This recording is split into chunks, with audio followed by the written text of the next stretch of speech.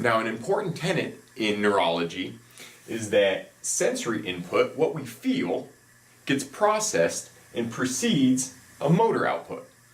So we need to have the understanding that if there's a problem with our sensation and the nerves coming into the brain, that it's going to give us a poor motor output.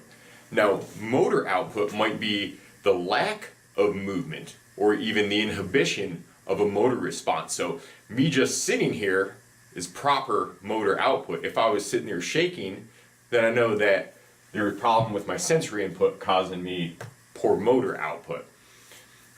Now, within our muscles and movement, we have two types of proprioception, conscious and unconscious. Now, the conscious proprioception is all the sensation and the sensory stuff that we have coming in.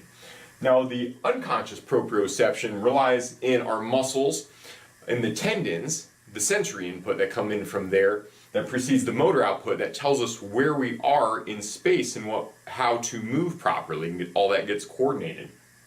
Now, from the sensory input that we have from the muscle spindle cell here and the Golgi tendon organ. Okay, so these are two different aspects of the muscle fibers that feed back in to the peripheral nerve and then into the spinal cord, causing inhibition. That's when we know that mechanoreception and proprioception come in and block nociception. Nociception's pain. Okay, that's why proper sensation, proprioception, and proper movement, mechanoreception, block pain at the level of the spinal cord. From there, we have an output that runs to the cerebellum that tells our body and brain where we are in space.